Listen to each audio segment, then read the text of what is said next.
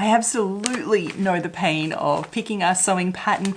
You pick your size, you think it's all correct, and then you sew up the garment and it doesn't fit. And I mean it doesn't fit by like 2 sizes. Why?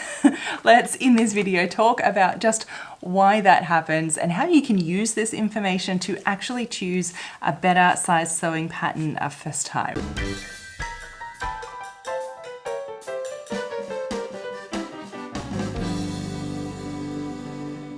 Welcome back, my sewing friends. It is wonderful to have you here. If you are very just new here, welcome. My name is Evelyn Wood and I'm the creator of VintageSewingSchool.com. Here on this channel, we talk about everything garment sewing to help you get better at your garment sewing. So if it's what you're interested in, do hit that subscribe button that's down below so you can be notified of all of the future videos. We are obviously talking pattern sizes today. It is one of the most frustrating things, and I remember this being just so confusing. Let me talk you through, I think, the stages of learning to fit and pattern sizes, right? First one, this is the first stage. You pick up sewing pattern, you think, I've got this sewing thing, pick up a pattern, you look at the numbers on the back, and then you choose one, you see this like size 8, 10, 12, 14, 16, and you pick what size you usually wear in normal clothes. Then you sew it all up somehow and manage to put it all together, and then you put it on and it doesn't fit at all whatsoever. Oh my goodness, what a disaster, right? We all, I think, did that to begin with and realized that these sizes have nothing to do with ready-to-wear clothing sizes.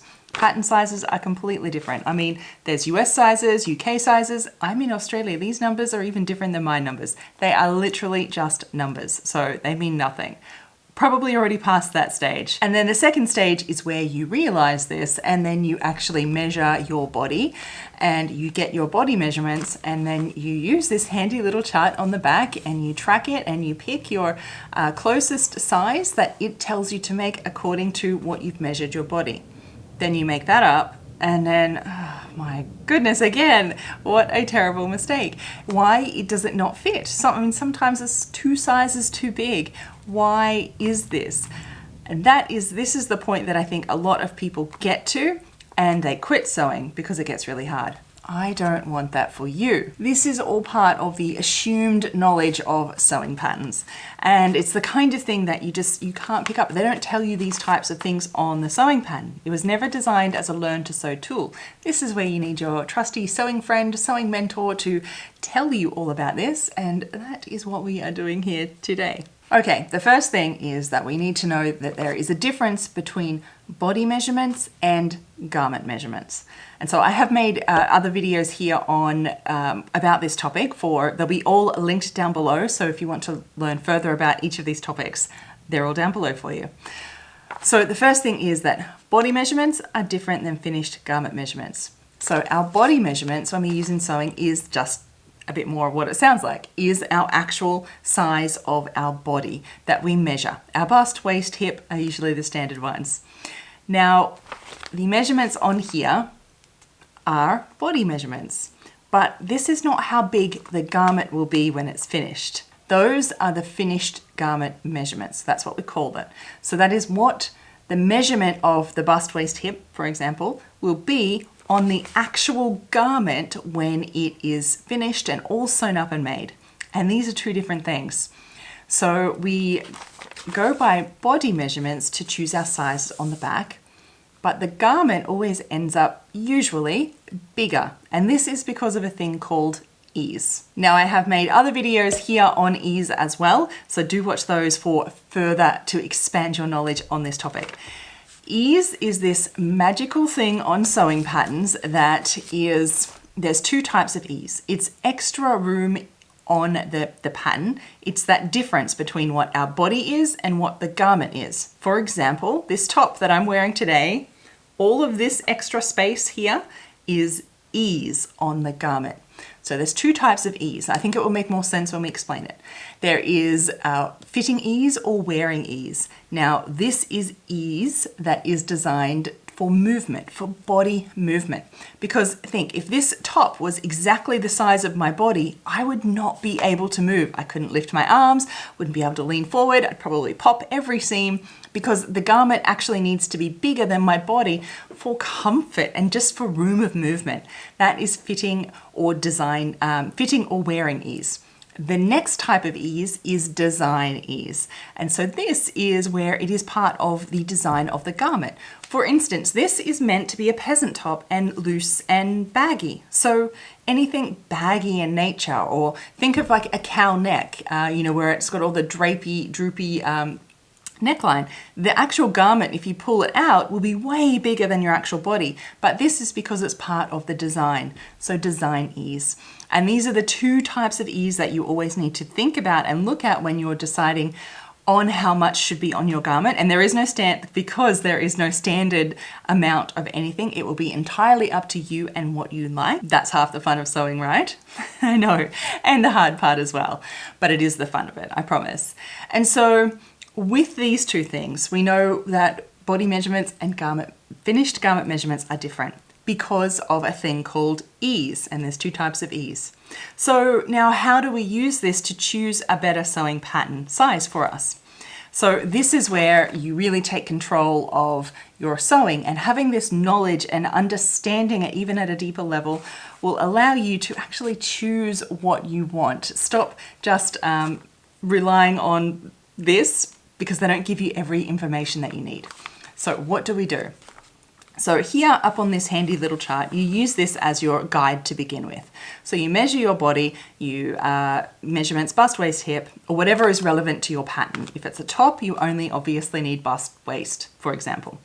And so measure those. And then use an average, because we never fit into one box. So your bust might be up this side and your waist here, and you just have to average it out on what is going to be the most useful.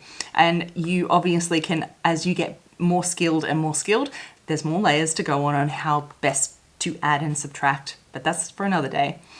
So choose your, size, whatever it is, 10, 12, 14, whatever number it might be. They're just numbers, by the way. It means absolutely nothing. Don't ever get caught up on what the numbers are. So let's just say we have a 12. It's the sort of average of where my body measurements, it picks me, and that it puts me on here. What they suggest, that size 12, that is just whatever pattern company you have suggesting that for the pattern that they've made, they've decided for you how much fitting ease or wearing ease, and they've also decided how much design ease should be on the pattern and how it should fit. They've decided how baggy or loose or whatever it is that you want to call it, how big it should be on you to fit, and a size 12 with those body measurements would fit with the amount of ease they have decided is appropriate for this garment. Yeah, following along? Now, you can decide how much ease you want on your garment, because as you know, when you make this up, it's really often way too big is probably one of the most common problems. Or if you have a full bust, for example, quite a large cup size, and then you choose according to that size, everything else is way too big. So that's when you deciding what you want, making a smaller size and adding a full bust adjustment. Again, that's another lesson for another day. So we can decide, how do we do this? Well, on the pattern, if you're really lucky, you might actually see that they have written down here. This one is beautiful. They have finished garment measurements. Now they will not have bust, waist, hip in it all, absolutely not. And you'll very often find they will not include this information. I know, it's the most crucial information for you to actually decide how you want it to fit. Anyway, it'll either be written down here, this one has finished garment measurements for the bust, or very often if you look on the pattern, you'll actually find it written too. So it might just be on maybe the center front piece, that's kind of the main piece of any pattern. You might actually find that it is written on here. So this one has the different sizes listed and the bust measurement here. Now this one here, it says total ease above body measurements approximately 4 inches or 10 centimeters. So this means that they have on this pattern 4 inches or 10 centimeters of design ease. No, they just say total ease above body measurements. So if I made up the size that they told me to for my body measurements, it should be 10 centimeters or 4 inches bigger than my body. So how do we use this information to guess? Well, go get a dress, a top, or whatever it is, something in your wardrobe that fits you similar to how you would like this to fit, should be very similar in design, and measure the actual garment and then see how much is on there. And you can start deciding on how big you want it to be. You might decide that you only want 2 inches of ease for this particular garment. And that's when you can maybe even choose then a size down, and you'll know that it's going to fit you. And remember that this doesn't guarantee that the pattern's going to fit you. There's a difference between size and fit, and I do talk about this in other videos here as well, so do watch those. But this is just the next level that you can get to understanding why the patterns are not as you expect when you first start sewing. And now, just like I talked about at the beginning, when this was, remember I talked about the different levels, and this was level 1, this was level 2. You get to this stage and you start looking at body measurements and ease.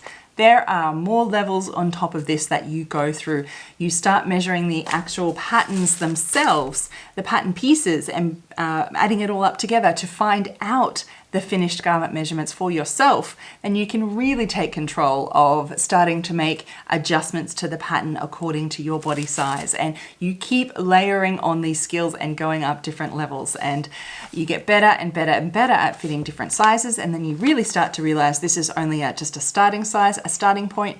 You really meant to make adjustments from here to really fit you really well. And that's where it gets really fun in sewing. And I think where you get the best results. And that is, I do all of this and more at vintagesewingschool.com. That is my online sewing school. So I would love to have you join me if you're really ready to take your sewing skills to those next levels. That is what I do there. There's links down below. Now, I would really love to hear from you.